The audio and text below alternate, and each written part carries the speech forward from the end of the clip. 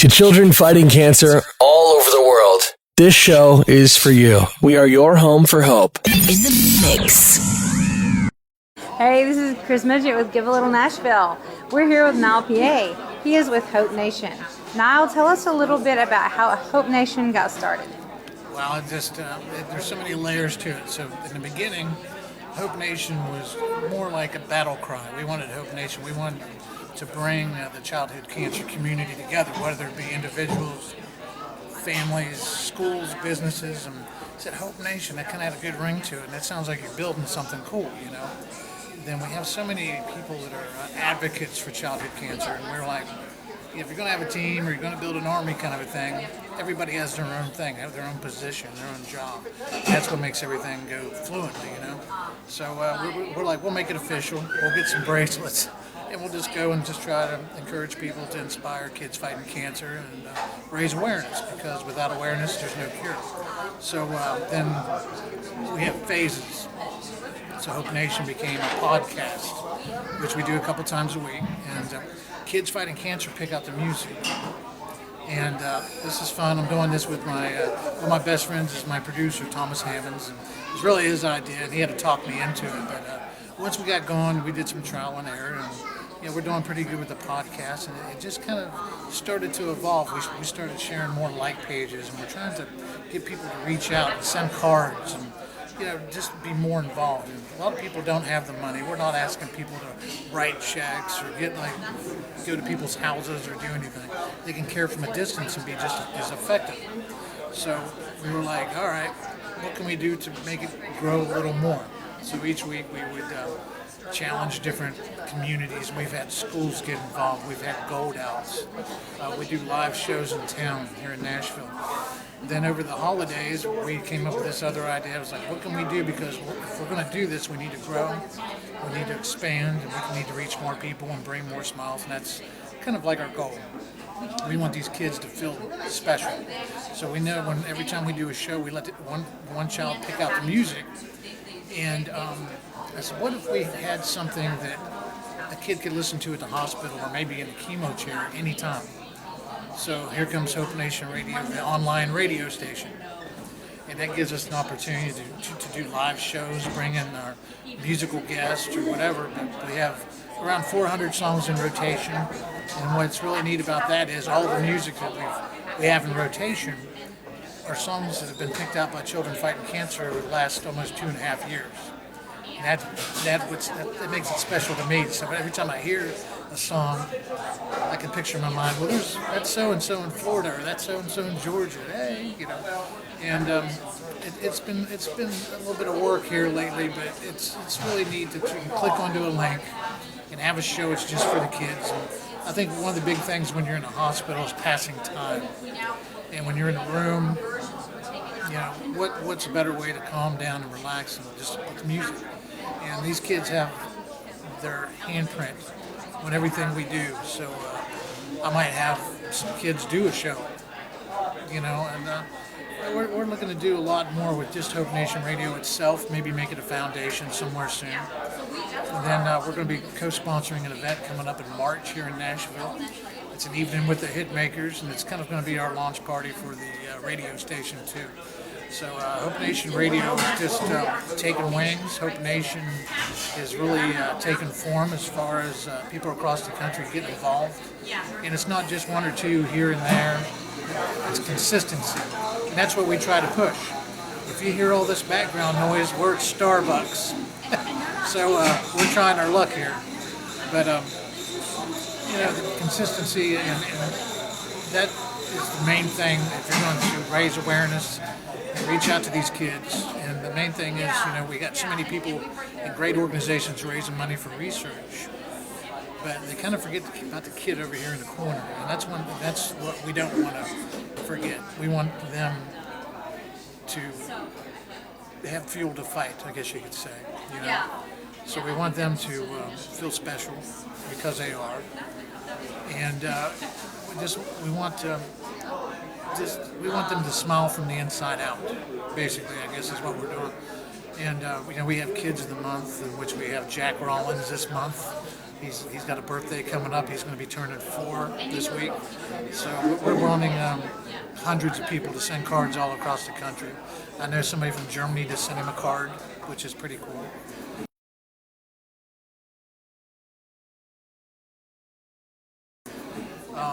Yeah, we just plan on just moving forward and just expanding and growing. And I think with the radio station, we really, it's just endless possibilities, you know. It is really, really inspiring. How did you get, or who inspired that? Savannah? Well, Hope Nation, when I was talking about Hope Nation in general, it's about the community coming together and people embracing a child. And when Savannah Swandle was 11 years old, somebody lost her battle back in 2011. And during the last part of her journey, the community was unbelievable. And it was really, as far as social media, the first time I think people interacted with a child fighting cancer. It's the first time that they had seen a face with a name, and they've seen the updates, and they've seen pictures consistently, you know, and they got to know her. And it was just unbelievable how not only just her community, but people all over the world just embraced her. And it really, with the spirit of that, I mean, she inspires me every day. There's just, she's left a, when I said handprint, she's got a footprint on my forehead, you know. I call her Vanner. She was somebody very special, and I wanted something that would honor her too, because there's so many kids who lose their battle or who are fighting it to have nonprofit organizations named after them. And she really didn't have anything because the family's trying to heal, and everybody, it's understandable. You don't want to be reminded all the time. So I wanted to do something that would honor her too. So I know when we're doing this that she's working with us and she's with us, you know. And Savannah Smiles was about her, right? Yeah, we wrote a song. I wrote a song with Arlo Smith back in 2010. It's called Every Time Savannah Smiles. And it's funny because we went on Christmas Eve to deliver Christmas dinner and toys. And I remember her, I was getting out of the car, and I'm looking at the window, and she's just jumping up and down, like, you know, looking out the curtains. And I'm just like, man, I'm in for it.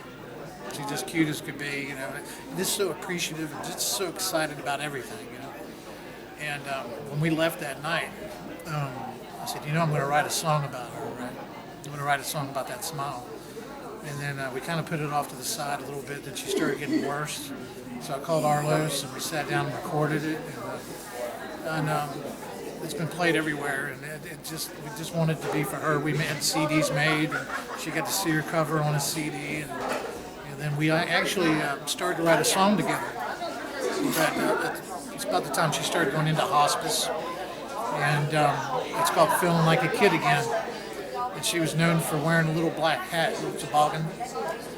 And so we put that in the song, and when you hear it, it just embraces her spirit. And I think really when we wrote, it took me 2 years to write it. I wrote it with Steve Sturm and Chris Compton. I got to give everybody credit. And I think that kind of really sparked the fire as far as Hope Nation was that second song. And it's not as powerful as Every Time Savannah Smiles, but it's just as meaningful. There's nothing she can't handle. She's up for the battle, with hope in her heart and love in her eyes. It's like a little piece of heaven peeking through the clouds. Every time Savannah smiles, every time Savannah smiles.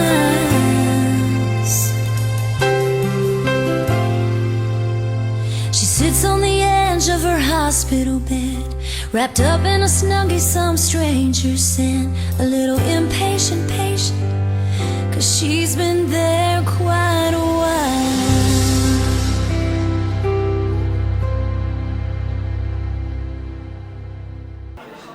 And it was something I knew she wanted, and we were hoping she would sing it. And I was really brainwashing her. I I really was. She was getting to become the little diva. I think she was getting ready to sing. And that's really cool what we're doing too with the live shows and the house calls. We take songwriters to homes, and the kids are wanting to learn to play guitar. They're wanting to learn to play piano. They're wanting to take singing lessons because music's therapeutic, and that's the foundation of everything we do is music, obviously. And she was really the one that showed us like, hey, we need to do more of this.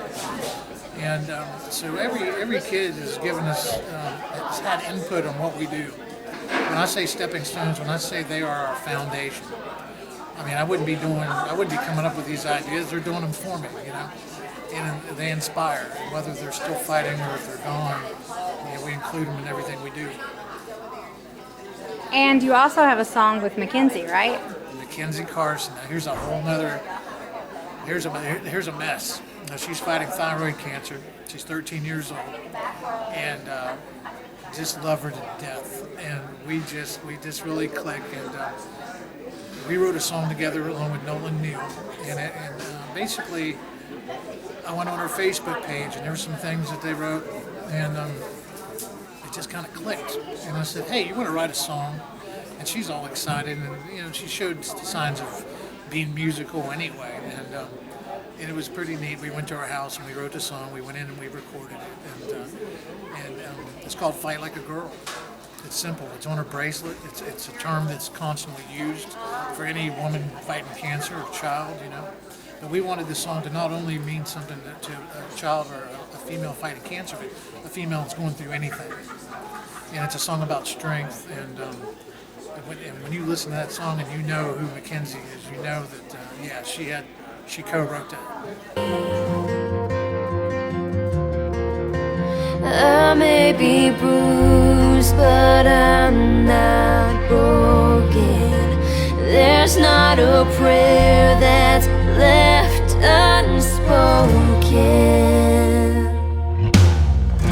Where there's no struggle, there's no strength. Nothing on earth can shake my faith. I'm taking off these gloves and fighting like a girl. Don't even think you'll keep me down. I'm rising up off of the ground. I might look weak, but I can fight like a girl. You know, I have a feeling we'll write more. And we're going to teach her how to play that pink guitar we surprised her on stage with. And, you know, we just, like I said, the music's therapeutic. And I think that her learning to play an instrument and maybe writing another song or two, maybe doing a show. I've talked to her about hosting her own show on Hope Nation Radio every weekend. So, and she's not shy. She's not shy. She's my helper on stage. And she makes the world a better place. She made my world a better place. And we just have so many things we're going to do. And I'm excited. So your shows that you do, you have a specific charity in mind when you're doing the particular shows? We have a nonprofit organization here in the Nashville area called the Live for Tay Foundation. And the Live for Tay Foundation is named after Tay Filorimo. She was 16 years old. Passed away back in 2012. She was fighting renal cell carcinoma. And there's another one. Just a girl who just didn't touch lives. She changed them. She was a big sister to the kids fighting cancer. She just had a presence about her. She had a caring nature. She was unselfish. And even towards the end of her battle, you know, she thought of other people. And this foundation was a dream of hers because all she wanted to do was help more kids and raise more awareness and try to give financial support. You know, so right before she passed, they formed the Live for Tay Foundation, and we're very excited. And all of our live shows from here on out in Nashville, the money goes right to them. Last year, they raised over $40,000, and they're kind of a new organization, which is pretty cool. So.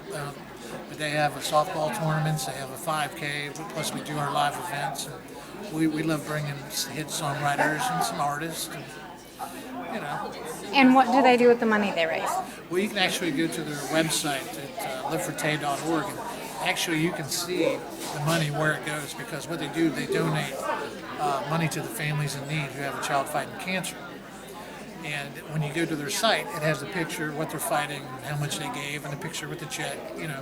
So it's one of those things where it's local, and they're growing, but they're small enough to where when you come to an event, or if you donate money, you know where your money's going, and you can see what it's going to. And we know with the families that they lose a source of income, and the medical bills are through the roof. But basically, we're raising enough money to keep food on the table, keep the lights on. But they've reached out to Mackenzie and Caden. You've met Caden. It might be $1,500 at a time, but it's amazing. And they do a great job. And Karen Clark has been incredible, and been working with her a good bit. And they're growing. I can't wait to see what's going to happen with them. And Tay's smiling right now. So is Savannah. So you personally give a lot yourself, like at Christmas time, and Yeah, I had to pull back. Once I had one Christmas, I did 9 carloads of toys. I was like, yeah, we need to think about this a little more.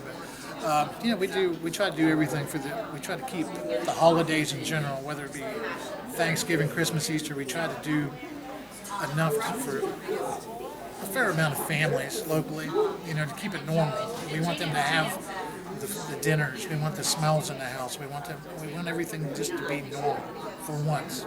We're not going to let cancer take away birthdays. We're not going to let cancer take away Christmas and excitement.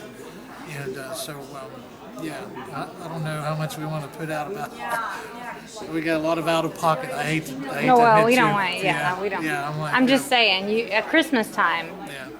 and of course I Right, set you're things. insane what you do at Christmas. Yeah. I need to do more with the cancer families. I actually too, came though. to you. I was like, hey, I got some kids. But we've done a lot over the years, and we really gear up towards September too, which is Childhood Cancer Awareness Month. Something else that Tay inspired. We call it 30 Days of Hope, and it's always fun. And we always raise a lot of money for that, and really that kind of gears up towards the holidays too. Kind of helps us out.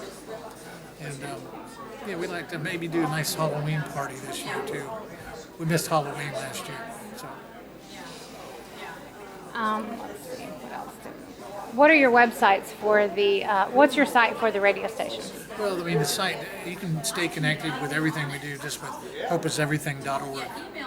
So you can be connected whether it's our Twitter or our Facebook like page or whatever the case may be. We usually keep up with our live events and everything.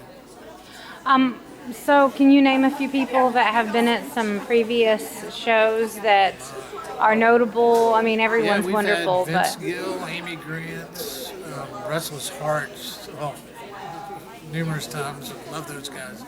Daryl Worley, Mark Wells, Keith Anderson, Jody Messina.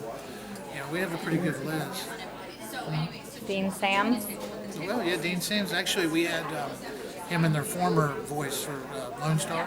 So we've had quite a few Dean Sam appearances. Yeah, and Buddy Jewell. There's a long list. And as far as the songwriters go, I couldn't even begin to tell you. And Jeff Bates, the man can sing the dog out of a country song. Like I said earlier, I think country music smiles every time he opens his mouth. You know what I mean? Yeah, he's got that new Me and Conway album that's coming out, or is out. I'm not sure if it's out yet. He's amazing, He big is. heart, and I know that he's worked with you in the past, and I know I've worked at different events to where he just donates his time. A lot of these guys, and that's a good thing about the music community in Nashville, they're open to give their time. Everybody's like, well, how much does it cost? It doesn't cost us anything. If they're in town, they're very supportive of the kids, and it's been amazing, and they want to come back, and that's what's neat, and to have that kind of support and that kind of love for the kids just makes you just more inspired to do more. And we do about 4 live shows a year, and we still have more people coming. Like I think Wade Hayes is wanting to do some things. And James Otto has shown some interest in some future events, and so I'm pretty excited. So I'm real excited. 2015 is going to be good for childhood cancer awareness, and we're hoping that the station grows. And as it grows, we can reach more kids. The more kids we reach, the more hope we can spread, the more awareness we can raise, the more smiles we can bring. And that's what matters to me. Bringing the smiles. I want 1,000 cards. I want a dump truck to back up to a house with cards. I just want to hear that beeping sound. Just dump it in the lawn. That'd be a lot of delivery for you. And with that being said, there was a little bit of guilt back when Savannah was alive. I think she got around 2,000 cards. And I went to her house when she was in hospice care, and there were tubs of mail all over the house. And her mom had to like open, unopen. She had to like categorize everything. And I kind of felt guilty because it kind of took over the house. It kind of tells you what kind of kid she was too. But we've been continuing to do that with the cards, and I love that part. And one thing we're going to be doing at this show, we did it a couple other times. Everybody that comes to the show, we're going to have a Hope Now table. And you can write like a little postcard to a kid, or Kid of the Month, or whatever we're going to do. And we'll put them in a box, and I'll mail them myself. So there'll be hundreds of cards going out that night. Yeah, so people like me who never actually make it to the post office. Right, me too. Yeah. I'm bad. I'm always running about it. But yeah, I mean, this is your chance to, like, you already paid to get in. As far as I'm concerned, you made your donation. Here's an opportunity for you to do something else, and it doesn't cost you. And it's all about getting that volume and getting those cards to the kid. Unfortunately, some of these cards are going to have my face on it from the show, but that might be a whole other nightmare right there. I don't know, but You're going to send that poor kid lots of pictures of you. Well, one thing is they won't have rats. Put it on the door and there'll be no robberies. There's benefits out of it too. But that's one thing we like to do with every show. We like to come up and think of new things to do, So we always like to get a kid a guitar and get it signed by the people performing and surprise them. And I have a big surprise for somebody that's going to be at the show. And this time it's going to be a sibling of somebody that had cancer. Because even with the show, every August, we talk about September all the time for Childhood Cancer Awareness Month, but every August we dedicate it to the siblings of childhood cancer because they're not forgotten, but they're a little bit pushed to the side just because their life is going 100 miles an hour, with hospital visits and everything. So we want to make sure we love on them too. So every time we do something for one of the kids, we take care of the family too. Kids are kids, man. And so whenever you help the family at Christmas time or Easter, it's not just the child, Right. It's the whole family. Right. Yeah, we and Easter is kind of easier too because we can be a little more creative. The weather's nicer too, Maybe have an Easter egg hunt. But even like when we do the house calls, we always bring a goodie. We bring food, and we always include the sibling. I'd love to video some of a house call that allows me. We're going to be going back to Mackenzie's here soon. Oh yeah, they'll allow me. Yeah. And I always say every time we leave, I just wish people could feel what we feel when we leave, because it's a life change. When I say life changing, I'm not just saying it like, hey, it's life. It is a life changer. And the people that do it and get involved with those house calls know what I mean. And they always want to come back, and they bug the crap out of me. Like, when are we going to do another one? And but it takes cancer away for a couple hours, Speaking of house calls, Tay, that big house call. Why don't you tell us a little bit about that on This film? one, and of course, nothing was small with Tay. She was bigger in life, and so was her bucket list. So her main wish, her big wish, was to meet Luke Bryan, and I'm like, oh my gosh. So it wasn't me. There was a bunch of us, and my friend Linda was very supportive and helping open that door. The management was unbelievable. And before you know it, I get an email, and it took a couple months to get it right. But I said, I don't care if we Skype, I don't care if you call, that he came to her house. And I was like, well, how are we going to do that? I have a video of me calling her and telling her that he's coming. And said, maybe I better give her a warning because she is a girl, and if she's not ready and all dressed up and pretty for Luke Bryan, she's going to just beat me up.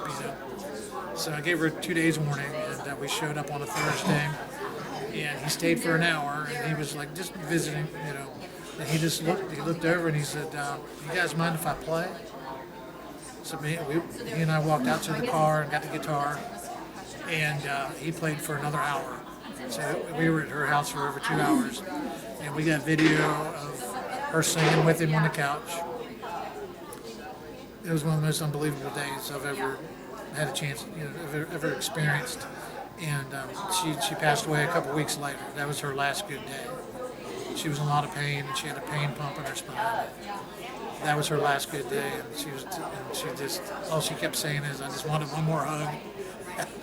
But he got his nails painted like everybody else in Tay green, and performed, and it was just an amazing afternoon. And we're lucky to have pictures, but more than anything, we were there, and it was just a small audience. And I think he really wanted us to open the door and bring in the neighborhood, because he has that entertainer of the year thing about him. So he wanted to crowd, but we wanted to keep it for the family, and keep it hush hush. And we shared it after he left. But it was amazing, and once again, it really reflects on what kind of person he is too. So I know he didn't want us to make a big deal out of it, and we could have probably had it in a magazine to visit, but he wanted to make sure it was personal. And on a side note, his wife and his manager came to the funeral. It tells you what kind of people they are. So it wasn't just like, "Hey, let's get this out of the way." Entertainer of the year for a reason. Yeah. And let me tell you, he's got some lifelong Luke Bryan fans, and we couldn't be more appreciative to his management. And once again, the music community, they're amazing. And he's not the only one out there, but he definitely he rocked their world. I can tell you that. Made the last wish. Yeah. Okay. Yeah. I don't know why I asked that Hey, I question. did- I know I'm gonna cry. I did good. You're doing I great. stayed dry because I tend to get a little misty. Yes, you do. There's a lot of examples of people reaching out and dedicating their talent and time. So, why don't you tell me a little bit real quick about how you got involved helping the cancer community? Well, I'm not trying to make you cry. No. I really started when I was 10. Oh, Yeah, I mean, we did, there's phases because we didn't have social media 500 years ago. And that's how old I feel. Especially I haven't finished my coffee. But yeah, I mean, we were doing things back then. Didn't really understand cancer, but I knew the kids were sick. Then when I did radio for a few years and was very involved with St. Jude. Then a few years down the line, once I moved to Nashville, I got married, and my wife was diagnosed with cancer and fought for about 5 years. And she died in 2005. And then a little light came on, and as a caregiver, you kind of get thrown into it, and you learn all you need to know about cancer. And one thing I believe is I try to use it as a tool, because when I talk to the families, they understand that I've been there in a sense. And just the overwhelming feeling. Just there's so many layers of cancer, but I got to see somebody. I used to say she was the strongest person I ever met. Her name was Wendy. But she met her match with a couple of the kids, but she inspired me to want to do something. And even when we were going to treatments and everything, I kept up with the kids. And I said, well, give me a couple years to heal, because I didn't want to have anything to do with cancer. She passed, as you can imagine. The loss of just, you're just tired. And I wrote a song for her right before she died. And that was The Sea. I threw the song out there back in the MySpace days. And I said, you know what? It was the anniversary of her death. I said, I'm going to share this song just really to entertain myself, share her story a little bit. And I had so much feedback, and I was like, you know, maybe we can do something here. And here came the music thing. So really, it all started with one song. As far as this phase of what we're doing, but I guess every time we bring a smile, we include her too. She was very strong, hung one for her family, but I knew if I wanted to find direction, it had to be the kids, because you know, just those little bald heads, man, that's my weakness, and I'm glad we did. So everything happens for a reason, and you don't know that until you're up. You have that challenge, you know. It's not one of those things where like it's a rainy day and somebody splashes you with a mud puddle. It's like, well, I didn't like this shirt anyway. I guess you know, everything happens for a reason. No, this is life changing, and I want to continue to do this as long as my ticker's ticking. And then hopefully one day we won't have to raise awareness. We won't have to find a cure, because there will be a cure. And that's where Hope Nation comes in, because I think if we get loud enough and we don't take no for an answer, we're going to see change. And whether it be treatment or cure or whatever, we're moving forward. And we're not slowing down. We're not tapping the brakes. We're just going to do it. All right, guys, we are out of here. On behalf of producer Thomas Hammonds, I'm Big Daddy. We go!